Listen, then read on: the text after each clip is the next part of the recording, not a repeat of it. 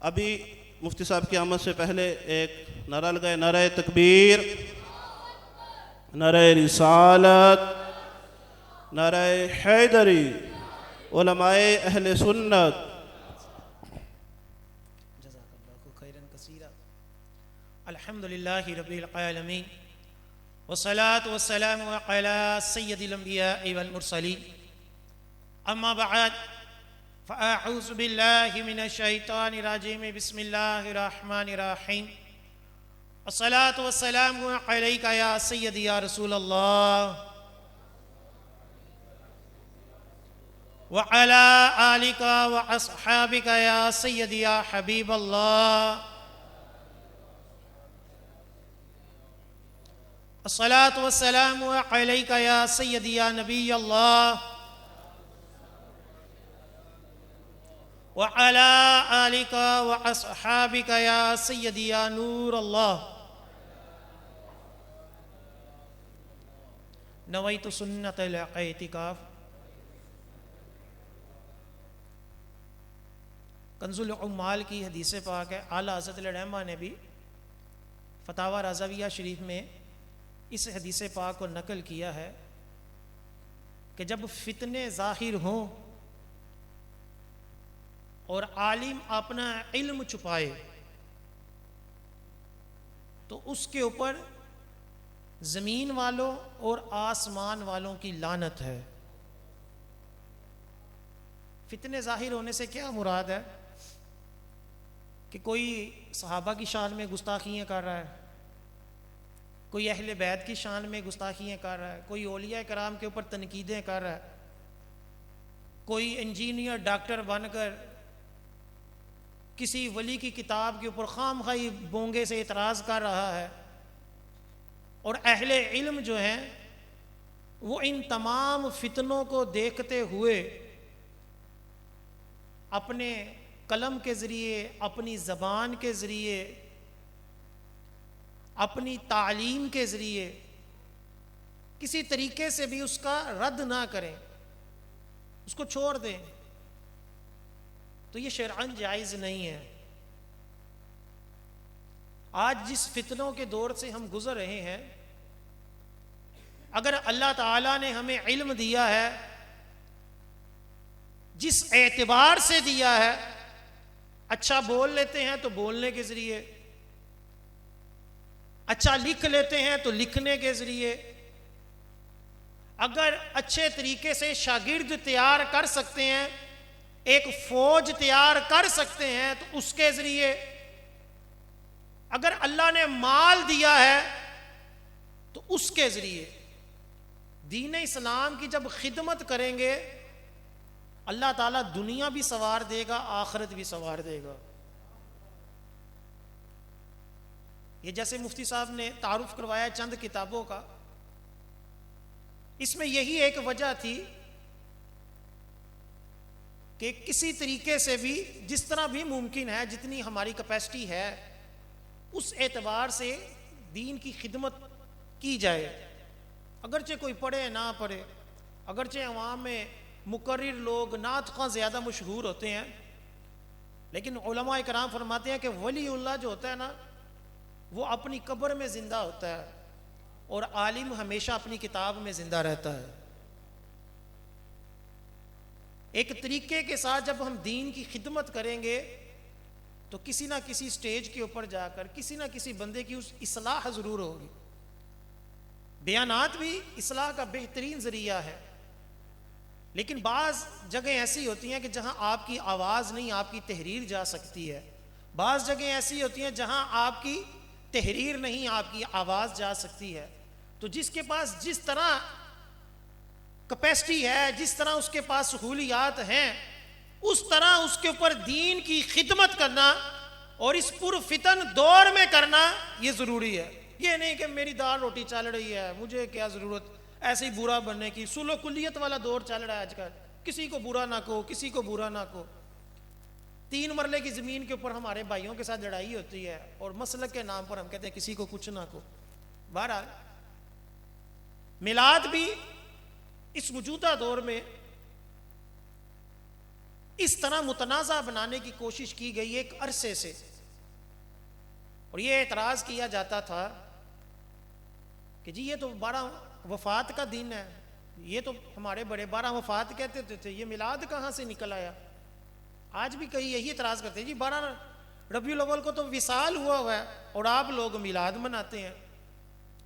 اب ایک عرصے سے یہ اعتراض چلتا رہا، علماء کرام جواب دیتے رہے، لیکن جب منکروں نے دیکھا کہ ان کے اوپر کوئی اعتراض وارد نہیں ہوتا، اس کو کوئی فرق نہیں پڑتا، ہم نے ربیع النور شریف میں لڑکیوں کی بھی تصویریں لگائیں کہ اتنے پیسوں سے کسی کی شادی کر دو، کسی بیوہ کا نکاح کر دو، کسی یتیم کی کفالت کر لو، لیکن اس کے باوجود لوگ اپنا مال اللہ کی راہ میں، نبی کریم صلی اللہ علیہ وسلم کی محبت میں دے رہے ہیں۔ تو اب انہوں نے بھی سیرت کانفرنس شروع کر دی۔ 12 ربیع الاول کی رات کئی علاقوں میں بد مذہبوں کی باقاعدہ کئی سالوں سے 12 ربیع الاول کی رات سیرت کانفرنس ہوتی ہے، جب جو کہ کہتے ہوتے جی دن مخصوص کر ایک ہی کام کرتے رہتے ہو آپ، لیکن وہ سارے کر رہے ہیں، لیکن ہمارے میلاد کے اوپر آج بھی اسی طرح اعتراض ہے۔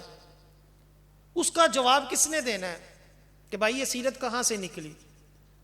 وہی سیرت کانفرنس منعقد کر کے اس کے اندر بیان کیا ہوتا ہے جی میلاد بدعت ہے، کیوں کہ کسی صحابی نے نہیں ملایا۔ تو بھائی یہ سیرت کانفرنس کس نے منائی ہے؟ یہ کس نے پوچھنا ہے؟ اس کے لیے ہم کیا کر سکتے ہیں؟ اس کے لیے یہی ہے کہ جہاں جہاں ہماری کوشش ہو تو ہم یہی پوائنٹ اٹھا سکتے ہیں، عام عوام بھی، کہ میلاد اس وجہ سے بدعت ہے کہ صحابہ کرام نے نہیں منایا، تو سیرت کانفرنس کس نے منائی؟ کانفرنس تو لفظ ہی انگلش کا ہے، یہ تو عربی میں ملتا ہی نہیں۔ میلاد کے بارے میں تو پھر بھی جامع ترمذی کی پوری باب ہے میلاد شریف کے بارے میں، میلاد النبی کے نام پہ۔ بہرحال مختصر یہ ہے کہ دین کی خدمت کرنا ہم سب کے لیے اس دور میں، پرفتن دور میں، اپنے اپنے طریقے سے، اپنے اپنے جس طرح بھی ہماری سہولیات ہیں اس کے مطابق ضروری ہے۔ اور ہم جو اصل موضوع ہے میلاد، اس کو کیوں نہ منائیں کہ یہ اس ہستی کی ولادت ہے جس ہستی کے ہمارے اوپر کئی احسانات ہیں، کئی احسانات ہیں، اور یہ احسانات صرف ہمارے اوپر نہیں ہیں بلکہ پچھلی امتوں کے اوپر بھی ہیں، بلکہ نبیوں کے اوپر بھی ہیں۔ حضرت آدم علیہ السلام کی توبہ جو المستدرک کی حدیث پاک ہے، اور بھی کئی کتابوں میں مختلف اسناد کے ساتھ، مختلف مضمون کے ساتھ وہ حدیث پاک موجود ہے کہ حضرت آدم علیہ السلام نے نبی کریم صلی اللہ علیہ وآلہ وسلم کے وسیلے سے رب تعالیٰ سے توبہ کی، تو اللہ تعالیٰ نے توبہ کو قبول فرمایا۔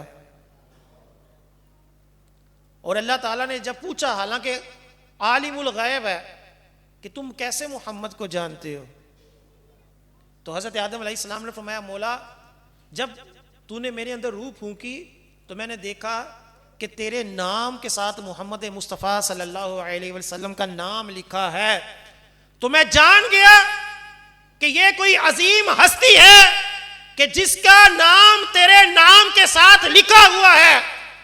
تو اللہ تعالیٰ نے فرمایا اے آدم، اگر میں محمد کو پیدا نہ کرتا تو نہ جنت کو پیدا کرتا، نہ دوزخ کو پیدا کرتا۔ اور ایک روایت میں حضرت عیسیٰ علیہ السلام سے اللہ تعالیٰ نے فرمایا اے عیسیٰ میں تجھے بھی پیدا نہ کرتا۔ اور حضرت ابن عباس الخصائص الکبریٰ کی روایت امام جلال الدین سیوطی حضرت ابن عباس سے نقل کرتے ہیں کہ تمام نبیوں نے اور ان کی امتوں نے نبی کریم صلی اللہ علیہ وسلم کی تشریف آوری کی خوشخبری دی، نبی بھی دیتے رہے، ان کی امتیں بھی دیتی رہیں۔ حضرت ابن عباس فرماتی ہیں یہاں تک کہ پچھلی امتیں نبی کریم صلی اللہ علیہ وسلم کے وسیلے سے دعائیں مانگتی تھی اور اللہ تعالیٰ ان کی دعاؤں کو قبول فرماتا تھا۔ اللہ تعالیٰ نے قرآن پاک میں یہودیوں کے بارے میں لکھا، بنی اسرائیل کے بارے میں کہ اے محبوب آپ کے نام پہ آپ کا وسیلہ دے کر یہ جنگوں میں کامیابی کی دعائیں مانگتے تھے، اور اللہ تعالیٰ ان کو جنگوں میں کامیابی عطا فرماتا تھا. بعد میں حسد کی وجہ سے نبی کریم صلی اللہ علیہ وسلم کی نبوت کو قبول نہیں کیا. تو حضرت ابن عباس فرماتے ہیں ہر امت نبی کریم صلی اللہ علیہ وسلم کی تشریف آوری کا ذکر کرتی رہی اور آپ کے وسیلوں سے دعائیں مانگتی رہی. یہ کون کہہ رہے ہیں؟ صحابی رسول. آج ایک کام شرک ہو گیا اور ایک بدعت ہو گئی. پچھلی امتیں سرکار صلی اللہ علیہ وسلم کی تشریف آوری کے چرچے کرتی تھی, ذکر کرتی تھی. آج جب ہم میلاد کے اوپر کرتے ہیں تو کہہ دیا جاتا ہے جی یہ تو بدعت ہے. حالانکہ صحابی رسول فرما رہے ہیں, حضرت ابن عباس سرکار صلی اللہ علیہ وسلم کے چچا کے بیٹے, عظیم صحابی. نمبر 2 کیا کہہ رہے ہیں کہ پچھلی امتیں نبی کریم صلی اللہ علیہ وسلم کے وسیلے سے دعائیں مانگتی تھی اور اللہ تعالیٰ ان کی دعاؤں کو قبول فرماتا تھا. آج جب ہم کسی بزرگ ہستی کا وسیلہ دیں تو کہتے ہیں شرک ہو گیا. جی اللہ سے ہی مانگو, بغیر وسیلے کے مانگو. اللہ کے قرآن پاک میں اللہ نے فرمایا وَابْتَغُوا إِلَيْهِ الْوَسِيلَةَ, اللہ کے حضور وسیلہ ڈھونڈو. اور پچھلی امتیں سرکار کے آنے سے پہلے وسیلہ مانگے اور صحابی رسول اس کو شان کے طور پر پیش کریں. اور آج کوئی کہے کہ یہ شرک ہے, جبکہ مجمع الزوائد کی حدیث پاک ہے نبی کریم صلی اللہ علیہ وآلہ وسلم نے حضرت علی رضی اللہ تعالی عنہ کی والدہ ماجدہ رضی اللہ تعالی عنہا کو جب قبر میں رکھا تو اس کے بعد دعا مانگی. دعا کیا مانگی ہے؟ مولا میری ماں کی مغفرت فرما میرے وسیلے سے اور جتنے تیرے نبی آئے ہیں ان کے وسیلے سے. آقا علیہ السلام نے پچھلے نبیوں کا وسیلہ دیا اور آج ہم جب نبی کریم صلی اللہ علیہ وسلم کا وسیلہ دیں تو کہہ دیا جاتا ہے یہ تو شرک ہے. وجہ کیا ہے؟ ہمیں حدیثوں کا علم نہیں, عوام کو علم نہیں, ہر چیز کے اوپر شرک بدعت کہہ کر ان کو گمراہ کیا جاتا ہے. تو پچھلی امتوں نے بھی سرکار صلی اللہ علیہ وسلم کی برکات کو پایا. سرکار صلی اللہ علیہ وسلم کے ان کے اوپر بھی احسانات ہیں. اور اپنی امت کے اوپر کیا احسانات ہیں؟ پیدا ہوتے ہی کہا ربی حبلی امتی, اے مولا میری امت مجھے عطا فرما دے. پھر جب امت نے آپ کی باتوں کو نہ مانا, یہاں تک کہ پتھر برسائے اور فرشتے نے کہہ دیا کہ اگر آپ حکم دیں تو پہاڑ ان کے اوپر گرا دوں, تو سرکار صلی اللہ علیہ وسلم نے فرمایا کہ ان کی آنے والی نسلیں وہ مسلمان ہوں گی. یہ احسان ہے. چاہتے تو اس وقت بھی وہ پورے کا پورا علاقہ اگر ختم کروا دیتے تو جائز تھا, شرن درست تھا کہ نبی کی نافرمانی کی ہے, ایجاد ہی ہے. لیکن کیا ہے کہ ہمارا نبی جو ہے وہ محسن کائنات ہے, اپنی امت کے اوپر احسان کرنے والا ہے. پھر جب شریعت کے احکامات کو دیکھیں تو نبی کریم صلی اللہ علیہ وسلم کے اپنی امت کے اوپر کثیر احسانات ہیں. 50 نمازیں تھیں, کس کے لیے 5 کروائیں؟ اپنی امت کے لیے. تراویح کی نماز مسلسل ادا نہیں کی, کیوں؟ اس لیے کہ فرمایا کہ کہیں میری امت کے اوپر لازم نہ ہو جائے. اس کو سنت موقتہ کے درجے میں رکھا, فرض واجب نہ ہونے دیا, مسلسل جماعت نہ کروائی کہ کہیں میری امت کے اوپر یہ واجب نہ ہو جائے اور میری امت مشقت میں نہ پڑ جائے. یوں ہی تقریباً ہر حدیث کی کتاب میں یہ چند احادیث موجود ہے کہ نبی کریم صلی اللہ علیہ وسلم نے فرمایا اگر میں اپنی امت کے اوپر مشقت نہ جانتا تو ہر وضو کے اوپر, ہر نماز کے اوپر مسواک کو لازم قرار دے دیتا کہ ہر وضو کرنے سے پہلے مسواک کرو. لیکن کیوں؟ کہ کہیں میری امت مشقت میں نہ پڑ جائے. ہر بندہ مسواک کہاں سے لائے؟ وضو کے پہلے بعض دفعہ پانی نہیں ملتا تو مسواک کہاں سے ملے؟ اگر مسواک کو فرض قرار دیا ہوتا تو ہمارے اوپر آزمائش آ جاتی, مشقت آ جاتی, مسواک نہ ملتی تو کیا کرتے؟ کیوں؟ کیونکہ ٹوتھ پیسٹ جو ہے یہ مسواک کا بدل نہیں ہو سکتی. سنت مسواک کرنا ہی رہے گی، اگرچہ منہ صاف ہو جائے گا پیسٹ سے، لیکن سنت جو ہوتی ہے وہ وہی رہے گی جس طرح آقا علیہ السلام نے کیا ہے. تو نبی کریم صلی اللہ علیہ وآلہ وسلم نے فرمایا اگر میری امت کے اوپر مشقت نہ ہو تو میں اپنی امت کے اوپر مسواک کو لازم قرار دے دوں. پھر ایک اور حدیث پاک میں نبی کریم صلی اللہ علیہ وآلہ وسلم نے ارشاد فرمایا اگر میری امت کے اوپر مشقت نہ ہو تو ہر نماز میں مسجد میں آنے سے پہلے خوشبو کو لازم قرار دے دو، کہ بندہ خوشبودار کپڑے پہن کر جسم کے اوپر خوشبو لگا کر مسجد میں داخل ہو تاکہ مسجدوں سے بدبو نہ آئے. یہ آج بھی مستحب ہے کہ بندہ ایک چھوٹی سی عطر کی شیشی اپنے پاس رکھ لے، جب بھی نماز کا وقت آئے تھوڑی سی خوشبو لگائے، اچھے کپڑے پہنے، بدبودار کپڑے نہ ہوں کہ اس سے دوسرے لوگ بھی ایذا پاتے ہیں، فرشتے بھی ایذا پاتے ہیں، اور مسجد کو بدبو سے بچانا ویسے ہی لازم ہے. تو آقا علیہ السلام نے فرمایا اگر میں اپنی امت کے اوپر مشقت نہ جانتا تو خوشبو کو نماز کے لیے، مسجد کے لیے لازم قرار دے دیتا. ایک حدیث پاک میں آقا علیہ السلام نے فرمایا اگر میں اپنی امت کے اوپر مشقت نہ جانتا تو عشاء کی نماز کو تہائی رات تک مؤخر کر دیتا. یعنی مغرب سے لے کر فجر تک جو وقت ہوتا ہے یہ رات ہوتی ہے. اس رات کے اگر 3 حصے کیے جائیں تو تیسرے حصے کے آخر میں عشاء کی نماز پڑھنے کو آقا علیہ السلام نے پسند فرمایا.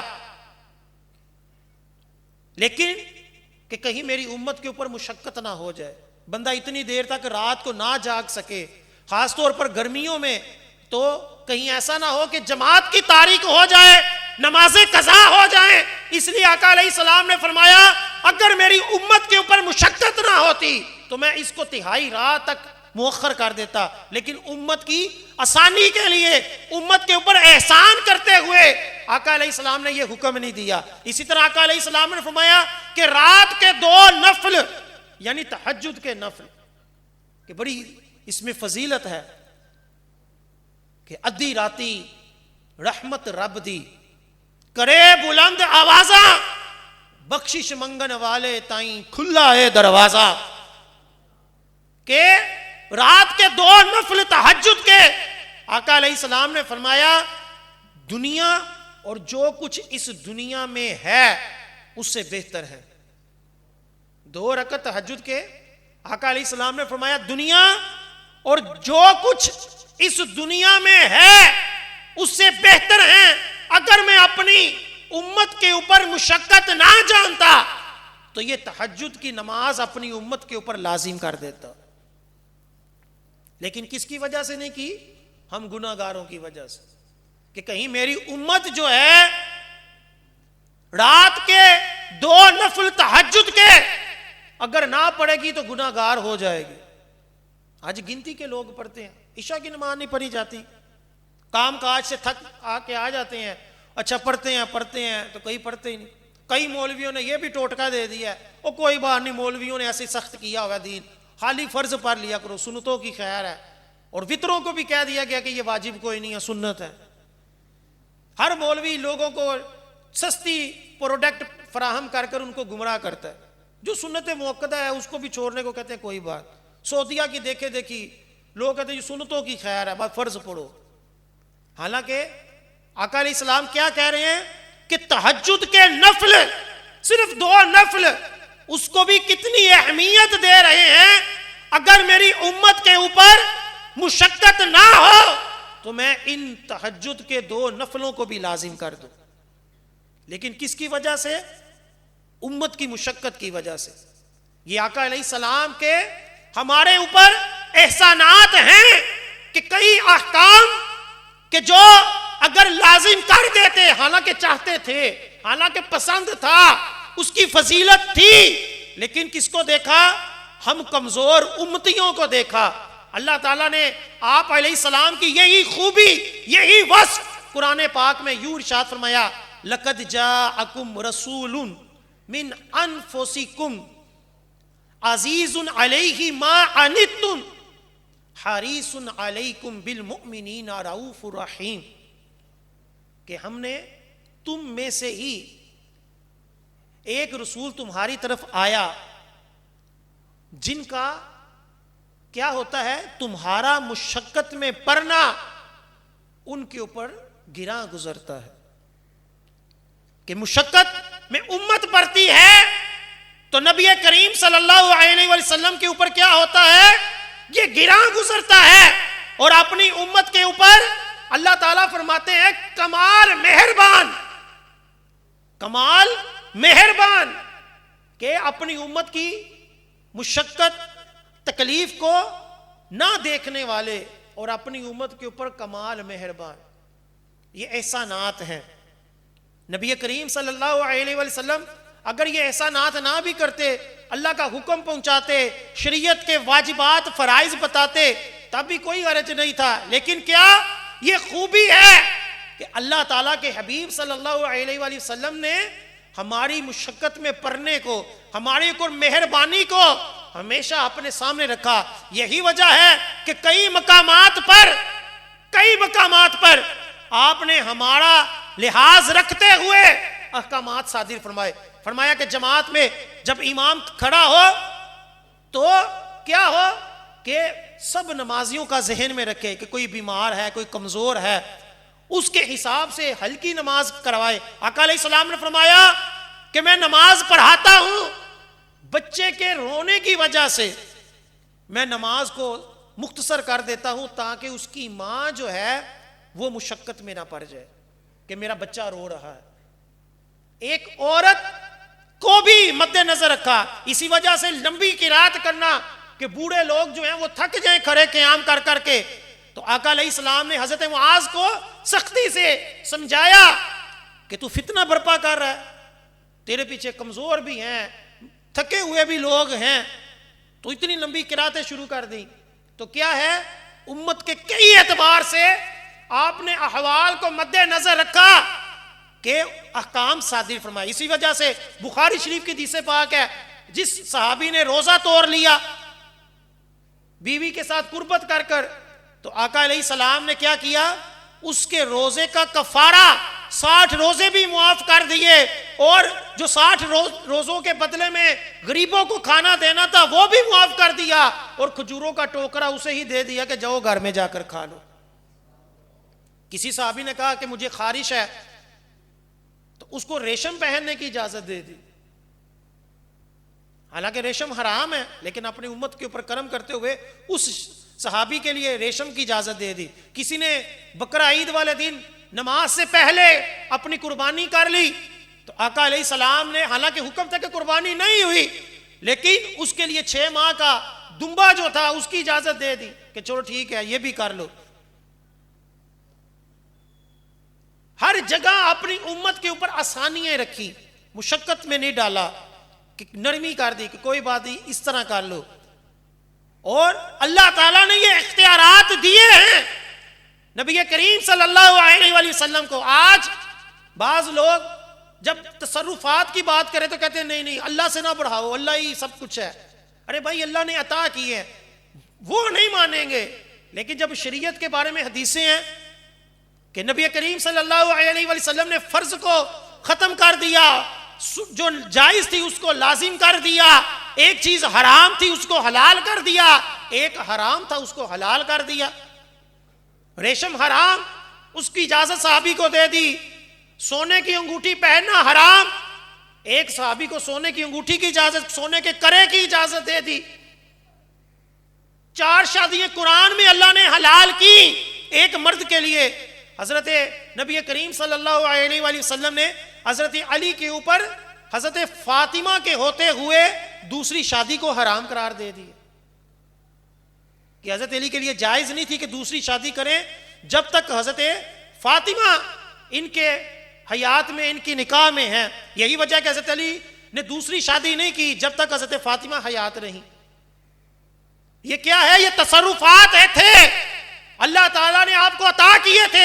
یہی وجہ ہے کہ جب ایک صحابی نے کہا یا رسول اللہ صلی اللہ علیہ وآلہ وسلم کیا ہر سال حج فرض ہے؟ تو تو آقا علیہ السلام خاموش ہوئے. تیسری مرتبہ فرمایا اگر میں ہاں کہہ دیتا تو اللہ تعالیٰ ہر سال حج فرض کر دیتا اور تم سے یہ ادائیگی نہ ہو پاتی. کس قدر احسان ہے. پھر یہ احسانات کا سلسلہ کب تک رہا؟ ہو سکتا ہے کوئی بندہ کہ ٹھیک ہے جی جب تک زندگی رہی تو یہ احسانات رہے. نہیں، نبی کریم صلی اللہ علیہ وآلہ وسلم نے کیا فرمایا؟ مجمع الزوائد کی حدیث پاک ہے. نبی کریم صلی اللہ علیہ وآلہ وسلم نے فرمایا میرا دنیا سے آنا بھی تمہارے لیے بہتری، میرا دنیا سے چلے جانا بھی تمہارے لیے بہتری. میں دنیا میں ہوں تو تمہارے بارے میں وحی آتی ہے، غیب کی خبریں آتی ہیں. جب دنیا سے چلا جاؤں گا تو تمہارے نامہ اعمال میرے حضور پیش ہوں گے. اگر اس میں نیکیاں ہوں گی تو اللہ تعالیٰ کی حمد کروں گا، اگر اس میں گناہ ہوں گے تو تمہارے لیے مغفرت کی دعا کروں گا. یعنی نبی کریم صلی اللہ علیہ وسلم دنیا میں بھی اپنی امت کے خیر خواہ، دنیا سے پردہ کرنے کے بعد بھی خیر خواہ. مسلم شریف کی حدیث پاک ہے ایک مرتبہ نبی کریم صلی اللہ علیہ وسلم نے جب پچھلے نبیوں کی وہ دعائیں جو قرآن پاک میں مذکور ہیں کہ وہ کس قدر اپنے امتیوں کی بخشش چاہ رہے تھے، اللہ کے حضور دعائیں کر رہے تھے، تو آقا علیہ السلام کی آنکھوں سے آنسو جاری ہو گئے. اللہ تعالیٰ نے حضرت جبرائیل امین علیہ السلام کو بھیجا اور جبرائیل امین نے آ کر عرض کی یا رسول اللہ صلی اللہ علیہ وآلہ وسلم اللہ تعالیٰ فرماتا ہے ہم آپ کو آپ کی امت کے حوالے سے راضی کر دیں گے. آپ روئے نا، آپ کی امت کو آپ کے حوالے سے خوش کر دیں گے، راضی کر دیں گے، جیسا آپ چاہیں گے ویسا ہو جائے گا. مدارج النبوہ میں شیخ عبد الحق محدث دہلوی فرماتے ہیں جس آخری صحابی نے نبی کریم صلی اللہ علیہ وآلہ وسلم کو قبر میں رکھا تو وہ کیا دیکھتے ہیں کہ سرکار صلی اللہ علیہ وسلم کے ہونٹ ہل رہے ہیں. جب کان لگا کر سنا تو سرکار صلی اللہ علیہ وسلم کیا کہہ رہے تھے؟ امتی امتی، میری امت میری امت.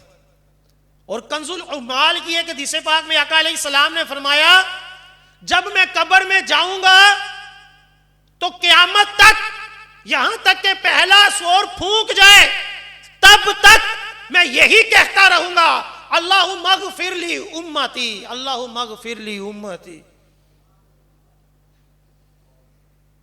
اس لیے اللہ حضرت علیہ الرحمہ نے کیا فرمایا؟ جو نہ بھولا ہم غریبوں کو رضا، ذکر ان کا اپنی عادت کیجئے. کہ جو ہستی ہمیں کہیں نہیں بھولی اس کا ذکر کرنا، اس کے اوپر درود پڑھنا، یہ میلاد اور کیا ہے؟ یہ آقا علیہ السلام کے احسانات کو یاد کرنا. کہ آقا نے خود فرمایا مسند احمد کی اور بھی کتابوں کی حدیث پاک ہے کہ جو بندوں کا شکر ادا نہیں کرتا وہ رب کا بھی شکر ادا نہیں کرتا. جو اپنے محسن کا شکر ادا نہیں کرتا، جس نے اس کے اوپر احسان کیا اس کا شکر ادا نہ کرے وہ رب کا بھی نہیں کرتا. اس لیے کہا گیا کہ جب کوئی بندہ تمہارے اوپر احسان کرے تو تم بھی احسان کا بدلہ اٹھاؤ. اگر ایسا نہیں کر سکتے تو کم از کم اتنا کہہ دو جزاک اللہ. کسی نے پانی پلا دیا، کسی نے راستہ بتا دیا، کسی نے کوئی مدد کر دی، اس کا ہمارے اوپر کیا ہے؟ احسان ہے. اگر ہم احسان کا بدلہ احسان کے طور پر نہیں اتار سکتے تو آقا علیہ السلام نے کیا فرمایا؟ اتنا ہی کہہ دو جزاک اللہ، مہربانی، شکریہ. کوئی دعا دے دیں، کچھ نہ کچھ اس کو دعائیہ کلمات عطا کر دیں. آقا علیہ السلام نے فرمایا کہ جو یہ بھی نہیں کرتا، دعا بھی نہیں دیتا، بس لوگوں سے کام لیتا ہے، کسی کے کام نہیں آتا، آقا علیہ السلام نے فرمایا وہ رب کا بھی شکر ادا نہیں کرتا. اس کو رب تعالیٰ اتنی توفیق ہی نہیں دے گا کہ وہ رب کا بھی شکر ادا کرے. ہم نبی کریم صلی اللہ علیہ وسلم کا ذکر خیر میلاد میں اس لیے کرتے ہیں کہ ان کے ہمارے اوپر کثیر احسانات ہیں. اگر وہ نہ بھی ہوتے تو شرعن کوئی لازم نہیں تھا آقا علیہ السلام کے اوپر، لیکن کیا ہے، اپنی امت کا مشقت میں پڑنا، اپنی امت پر کمال مہربان، یہ آقا علیہ السلام کی خوبی ہے جس کو اللہ تعالیٰ نے قرآن پاک میں ارشاد فرما دیا۔ پھر چلو جی قبر میں گئے، دعائیں بھی مانگتے رہے، تو کیا؟ امام جلال الدین سیوطی اپنی کتاب انتباہ الاذکیاء فی حیات الاولیاء، اس کے اندر لکھتے ہیں کہ اپنے امتیوں کے اعمال کے اوپر نگاہ رکھنا، ان کے اعمال کو دیکھنا، ان کے لیے مغفرت کی دعا کرنا، ان کے اوپر جب مصیبت آ جائے اس کے دفع ہونے کی دعا کرنا، ان کے اندر برکت کی دعا کرنا، اور کسی نیک شخص کے جنازے میں شریک ہونا، یہ نبی کریم صلی اللہ علیہ وآلہ وسلم کا مشغلہ ہے۔ آقا علیہ السلام سے کوئی ہمیں پوچھے کہ وہ قبر میں کیا کرتے ہیں، تو حضرت امام جلال الدین سیوطی کیا لکھتے ہیں؟ اپنی امت کے اعمال کے اوپر نگاہ رکھتے ہیں، ان کی نیکیاں دیکھ کر خوش ہوتے ہیں، ان کے گناہ دیکھ کر ان کے لیے مغفرت کی دعا کرتے ہیں۔ جب امت کے اوپر کوئی مشقت آ جائے تو اس کے دفع ہونے کی دعا کرتے ہیں، امت کے اندر برکت آ جائے اس کی دعا کرتے ہیں، اور جب کوئی نیک ہستی دنیا سے چلی جائے جس کے اوپر سرکار کرم فرمانا چاہے تو اس کے جنازے میں بھی روحانی طور پر شریک ہوتے ہیں۔ امام بخاری رحمۃ اللہ علیہ کی سیرت میں لکھا ہے کہ ان کے جنازے کے اندر نبی کریم صلی اللہ علیہ وسلم شریک ہوئے، کئی معتبر ہستیاں، بڑے بڑے آئمہ کرام، ان کی تاریخ، ان کی سیرتیں اٹھا کر دیکھیں تو اس کے اندر لوگوں نے لکھا کہ سرکار صلی اللہ علیہ وسلم کو دیکھا گیا کہ جنازے میں شریک تھے، یہاں تک کہ ہمارے امام احمد رضا خان علیہ رحمت الرحمان کے جنازے میں آقا علیہ السلام کا شریک ہونا ثابت ہے کہ ایک شخص نے خواب میں دیکھا تو سرکار صلی اللہ علیہ وسلم جو ہیں وہ کھڑے ہیں، تو پوچھا یا رسول اللہ صلی اللہ علیہ وسلم کس کا انتظار ہے؟ تو فرمایا احمد رضا کا انتظار ہے۔ یہ امام جلال الدین سیوطی ابھی بھی اپنی امت کے اوپر مہربان، کسی کے خواب میں آ کر ان کو زیارت کروا رہے ہیں۔ اگر میں کہوں کہ اس محفل میں کس کس کو زیارت ہوئی ہے تو کئی لوگ ہاتھ کھڑا کر لیں، کیوں؟ بد مذہبوں کو نہیں ہوتی، اس لیے بد مذہب اس کے منکر ہیں، وہ کہتے ہیں جی سرکار کی زیارت نہیں ہو سکتی، ہم کہتے ہیں اس لیے نہیں ہو سکتی کہ تمہیں کبھی ہوئی ہو تو پتا ہو نا، آؤ دکھائیں جن کو زیارتیں ہوتی ہیں۔ کیوں؟ آقا علیہ السلام جب بھی اپنا دیدار کروائیں گے کسی عاشق کو ہی اپنا دیدار کروائیں گے، جو درود و سلام کی کثرت کرنے والا ہو، جو عاشق رسول ہو، آقا علیہ السلام اسی کو اپنا دیدار کروائیں گے۔ کیوں؟ کیونکہ اپنی امت کے اعمال کے اوپر کیا ہیں؟ نگہبان ہے، دیکھنے والے کہ کون بندہ کس محبت کے ساتھ میرا ذکر کرتا ہے، کون بندہ مختصر سی میلاد کے اندر خوش دلی سے میرا میلاد کروا رہا ہے، اور کون لاکھوں روپے سیرت کانفرنس کے نام پر میرے ہی بارے میں، میری ہی شان میں بے ادبیاں کر رہا ہے، میری شان کے اندر جو حدیثیں موجود ہیں اس کو موضوع ثابت کر رہا ہے، اور نام کیا ہے؟ سیرت کانفرنس۔ اور سیرت کاہے کی رہی جب ساری حدیثیں ہی غلط ثابت کر دی؟ سیرت کاہے کی رہی کہ جس کے اندر سرکار کی شان تھی، علماء کا اتفاق ہے، محدثین کا اس کے اوپر اتفاق ہے کہ ضعیف حدیث بھی فضیلت کے اندر معتبر ہے، ضعیف بھی ہو۔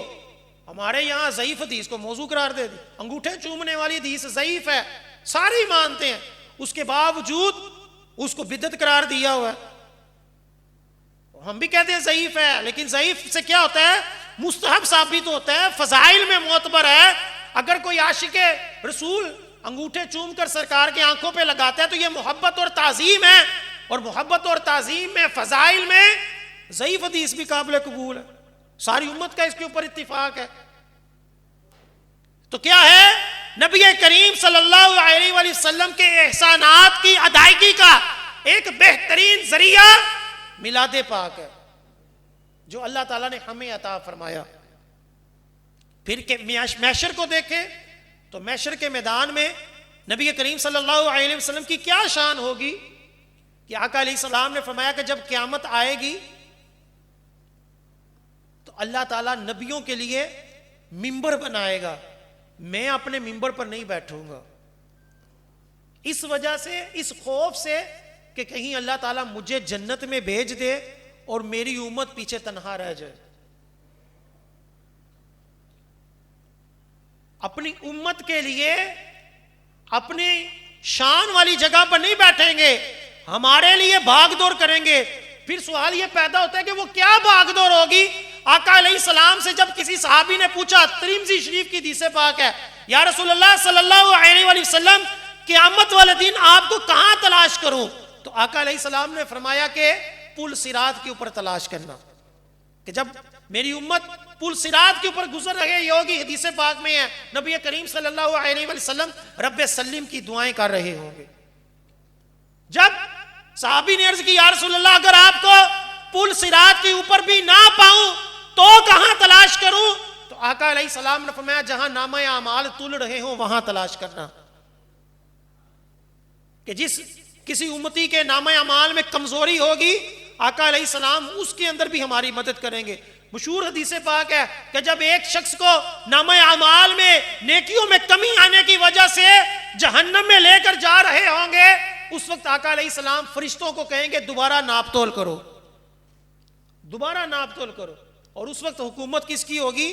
ہمارے پیارے مصطفیٰ صلی اللہ علیہ وسلم. جو آقا کہیں گے وہی ہوگا. فرشتے دوبارہ ناپ تول کریں گے. آقا ایک کاغذ کا ٹکڑا اس کی نیکیوں کے پلڑے میں رکھیں گے اور اس کی نیکیاں زیادہ ہو جائیں گی، اور وہ جنت میں جائے گا. جب وہ پوچھے گا کہ اس کے اندر کیا ہے، تو اس کے اندر ایک درود پاک لکھا ہوگا. اس درود کی برکت سے نبی کریم صلی اللہ علیہ وآلہ وسلم اس کو جنت میں لے جائیں گے. پھر نبی کریم صلی اللہ علیہ وسلم کے پاس جب ساری مخلوق آئے گی، جو مشہور ترمذی اور دیگر کتابوں کی ہے، حضرت آدم کے پاس جائیں گے، حضرت موسیٰ کے پاس، حضرت ابراہیم کے پاس، حضرت عیسیٰ کے پاس. ہر نبی دوسرے کی طرف بھیجے گا، یہاں تک کہ جب سرکار کی بارگاہ میں آئیں گے تو سرکار کہیں گے انا لہا، میں اس کے لیے ہوں.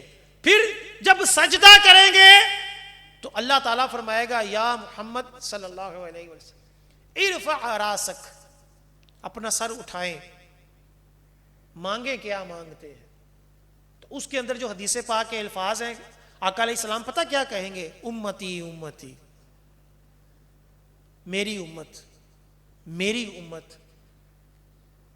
اور حدیث پاک میں ہے کہ نبی کریم صلی اللہ علیہ وآلہ وسلم اس قدر اپنی امت کی شفاعت کریں گے کہ دروغہ جہنم کہیں گے کہ نبی کریم صلی اللہ علیہ وآلہ وسلم نے اپنی امت کے اوپر اللہ کے غضب کا نام بھی رہنے نہیں دیا. اس قدر اپنی امت کی مغفرت کروائی، اس قدر اپنی امت کی شفاعت کروائی. آقا علیہ السلام نے فرمایا، ابن ماجہ کی حدیث پاک ہے، اللہ تعالیٰ نے مجھے اختیار دیا کہ یا تو آدھی امت جنت میں لے جاؤ یا شفاعت اختیار کر لو. آقا علیہ السلام نے فرمایا کہ میں نے شفاعت کو اختیار کر لیا کہ یہ زیادہ کام آنے والی ہے. اللہ تعالیٰ نے دو آپشنز دی، یا تو آدھی امت بغیر حساب و کتاب جنت میں لے جاؤ، اور آدھی کے اوپر حساب کتاب ہوگا، جو بھی مسائل ہوں گے. تو آقا علیہ السلام نے کیا کیا؟ شفاعت کو لیا کہ میں آدھی کو بھی کیوں تنہا چھوڑ دوں، ہم گناہ گاروں کو بھی کیوں تنہا چھوڑیں. اس لیے آقا علیہ السلام نے شفاعت کو لیا کہ میں رب تعالیٰ کے حضور شفاعت کر کر کر بقیہ آدھی کو بھی جنت میں لے جاؤں گا. پھر فرمایا کہ تم کیا سمجھتے ہو کہ میری یہ شفاعت صرف نیکوں لوگوں کے لیے نہیں. آقا علیہ السلام نے فرمایا یہ ان گناہ گار امتیوں کے لیے ہے جو گناہوں میں لتھڑے ہو کر اللہ تعالیٰ کے حضور قیامت والے دن حاضر ہوں گے. اور یہ وہ شفاعت ان لوگوں کے لیے ہے کہ جتنے مرضی گناہ گار ہوں، اگر وہ شرک نہیں کریں گے، اللہ کو ماننے والے ہوں گے، رسول کو ماننے والے ہوں گے، ختم نبوت کو ماننے والے ہوں گے، ناموس رسالت کے دفاع کرنے والے ہوں گے. آقا علیہ السلام نے فرمایا میری شفاعت ان مسلمانوں کے لیے ہوگی، ان امتیوں کے لیے ہوگی کہ جو مسلمان ہوں. ظاہری بات ہے ناموس رسالت کے اوپر حملے ہو رہے ہوں اور ایک گمراہ doctor English T V channel پر بیٹھ کر کہ جی کوئی بات نہیں جی یہ آپ کو حق ہے. ایسا بھی ہوا ہے جی آپ کا حق ہے، ہم اسلامی قوانین آپ کافروں کے اوپر امپلیمنٹ نہیں کر سکتے، صرف ایک سستی شہرت کے لیے، ایک کینیڈا کے ویزے کے لیے، ایک اپنی اپر لیول کے اوپر پروموشن کے لیے. اسی طرح کئیوں نے ختم نبوت کے اوپر جو کیا آپ کو پتہ ہے. تو جو مسلمان رہے، جو ختم نبوت کو ہی نہ مانے اور قادیانیوں کے ساتھ جا کر بیٹھ جائے اور اس کو کہے کہ تم بھی ٹھیک ہو، تو وہ مسلمان ہی نہیں رہے گا. شفاعت کاہے کہ ملے؟ اگرچہ جتنے مرضی دعوے کرے، میں یہ ہوں، میں وہ ہوں، میں یہ، میرے پاس غلاف کعبہ کا ٹکڑا ہے، میرے پاس فلاں ہے، اور جب بندہ مسلمان ہی نہیں رہا تو کیا ہو؟ شفاعت اس کو ہی ملے گی جو گناہ گار ہو لیکن ہو مسلمان، غدار نہ ہو، مرتد نہ ہو، مشرک نہ ہو. ناموس رسالت کے اوپر یہ نہیں ہے کہ کہے کہ کوئی بات نہیں، یہ بھی جائز ہے تو وہ بھی جائز، ایسا نہ ہو. آقا علیہ السلام نے فرمایا کہ یہ اس کے لیے میری شفاعت ہوگی، گناہ گاروں کے لیے ہوگی. یہی وجہ ہے کہ اعلیٰ حضرت الرحمہ نے کیا فرمایا؟ قرض لیتی ہے شفاعت واہ واہ. یہ ایک شعر کا ٹکڑا ہے. اس کا مطلب کیا ہے کہ قیامت والے دن جب کریم آقا صلی اللہ علیہ وآلہ وسلم اپنے گناہ گار امتیوں کے لیے بھاگ دوڑ کر رہے ہوں گے، ان کے لیے فکر مند ہوں گے، ان کی شفاعت کر رہے ہوں گے، تو نیکوکار کہیں گے کہ ہمارے اوپر بھی نظر کرم ہو جائے. تو گناہ گاروں سے کہیں گے یار کچھ گناہی قرض دے دو کہ سرکار ہماری طرف بھی نظر رحمت فرما دیں. اللہ حضرت فرماتے ہیں قرض لیتی ہے پرہیزگاری واہ واہ، کہ پرہیزگار جو ہے وہ شفاعت کے لیے، وہ سرکار کی کرم نوازی کے لیے گناہ قرض لے رہی ہے، تاکہ سرکار صلی اللہ علیہ وسلم کا جو رحمت بڑا انداز ہے یہ اپنے گناہ گار امتیوں کے اوپر چل رہا ہے، ہمارے اوپر بھی یہ کرم نوازی ہو جائے. یہ آقا علیہ السلام کے ہم گناہ گاروں کے اوپر احسانات ہیں. ہم کیوں نہ میلاد منوائیں، ہم کیوں نہ میلاد کے لیے کوششیں کریں، ہم نبی کریم صلی اللہ علیہ وسلم کے چرچے کیوں نہ کریں کہ آقا علیہ السلام اس سے خوش ہوتے ہیں. جو یہ کہتے ہیں یہ کہاں لکھا ہوا ہے، کہاں لکھا ہوا ہے؟ اور نبی کریم صلی اللہ علیہ وسلم کی ولادت کی خوشی ہم دلیل سے کریں گے. ایک بندے کے گھر بیٹا پیدا ہو اور وہ بڑا خوش ہو، اور میں اس کو کوئی قرآن سے ثابت کر کے بیٹے کی پیدائش کے اوپر خوش ہونا ضروری، وہ کیا کہے گا؟ وہ کہے گا یار یہ ایک فطرتی خوشی ہے، ایک طبعی خوشی ہے کہ جب بھی بندے کو نعمت ملے تو بندہ کیا ہوتا ہے؟ خوش ہوتا ہے. فطرتی بات ہے نا. اللہ تعالیٰ نے قرآن پاک میں فرمایا وَاذْكُرُوا نِعْمَتَ اللَّهِ عَلَيْكُمْ، کہ اللہ تعالیٰ نے جو تمہارے اوپر نعمت کی ہے اس کے اوپر اللہ کا ذکر کرو. وَاشْكُرُوا نِعْمَتَ اللَّهِ، اللہ کی نعمتوں کے اوپر شکر کرو. وَأَمَّا بِنِعْمَتِ رَبِّكَ فَحَدِّثْ، اور اللہ کی نعمت کے چرچے کرو. یہ تین قرآن پاک کی آیات ہیں. نعمت کا ذکر کرو، نعمت کا شکر کرو، اور نعمت کا کیا کرو؟ چرچا کرو. نعمت کے یہ تین چیزیں آ گئی. اب بخاری شریف کی حدیث پاک ہے، حدیث پاک کے الفاظ کیا ہیں؟ محمد نعمت اللہ، محمد اللہ کی نعمت ہے. محمد کی نعمت ہونے کے کسی کو شک ہے؟ کوئی شک نہیں. کوئی بھی نہیں کہے گا کہ یہ نعمت نہیں ہے. جب نعمت ہے تو پھر اس کا چرچا کرنا قرآن سے ثابت، پھر اس کے اوپر اللہ کا شکر ادا کرنا قرآن سے ثابت، پھر اللہ کا احسان ماننا، اللہ کا ذکر کرنا قرآن میں فرمایا گیا، اس کا حکم دیا گیا. تو یہ ساری چیزیں کیا ہم پوچھ پوچھ کر کریں گے کہ یہ کر لوں یہ کر لوں؟ یہ تو لوگوں کو گمراہ کرنے والی بات ہے کہ میلاد صرف اس وجہ سے ناجائز کہ صحابہ نے کیا، حالانکہ صحابہ سے بھی ثابت ہے. وہ مجمع کے اندر سرکار نے پوچھا کس لیے بیٹھے ہو؟ صحابہ نے کیا عرض کی؟ ابو داؤد شریف کی حدیث پاک ہے، اللہ تعالیٰ نے جو ہمیں ایمان دیا، ہدایت دی، اور آپ کو ہمارے پاس بھیجا، رسول بنا کر بھیجا، اس کے اوپر اللہ تعالیٰ کا شکر ادا کر رہے ہیں. محفل کے اندر شکر ادا کر رہے تھے نا اللہ کا کہ اللہ تعالیٰ نے ہمیں نعمت دی، ایمان دیا، نبی کریم صلی اللہ علیہ وسلم عطا کیے. تو آقا علیہ السلام نے یہ نہیں فرمایا کہ یار مجھ سے پوچھ لیتے اس طرح اکٹھے کیوں ہو گئے ہو. کیوں؟ کیونکہ یہ ایک فطرتی بات ہے، ایک فطرتی خوشی ہے اس لیے صحابہ کرام بیٹھے تھے، آقا علیہ السلام نے فرمایا کہ خدا کی قسم کھا کے کہو اسی وجہ سے بیٹھے ہو۔ صحابہ نے جب قسم کھائی تو آقا علیہ السلام نے کیا فرمایا؟ خدا کی قسم میں نے یہ قسم اس وجہ سے نہیں لی کہ تمہارے اوپر مجھے شک ہے، بلکہ اس وجہ سے لی کہ اللہ تعالیٰ فرشتوں میں تم پر فخر کر رہا ہے۔ تو پیارے اسلامی بھائیو، پورے بیان کا خلاصہ یہ ہے کہ نبی پاک صلی اللہ علیہ وآلہ وسلم کے ہمارے اوپر بے شمار احسانات ہیں، اور ہر زندگی کے موڑ کے اوپر آقا علیہ السلام نے ہمیں مد نظر رکھا، ہمارے لیے دعائیں کی۔ جب اللہ تعالی کی بارگاہ میں معراج میں گئے تو التحیات للہ والصلوات والطیبات یہ اللہ تعالیٰ کی بارگاہ میں پیش کیا، تو اللہ تعالیٰ نے آگے سے سلام کیا، السلام علیکہ یا ایہا النبی، یہ اللہ تعالیٰ کی طرف سے ہے۔ اس کے آگے جو متا یاد پڑھتے ہیں نا کہ جب اللہ کے نبی پر سلام ہو گیا تو پھر کیا سرکار نے فرمایا؟ ہم گناہ گاروں کو بھی یاد رکھا، وَعَلَىٰ عِبَادِ اللَّهِ الصَّالِحِينَ، کہ اے میرے اوپر بھی سلام اور جو صالح میری امت کے لوگ ہیں ان کے اوپر بھی سلام۔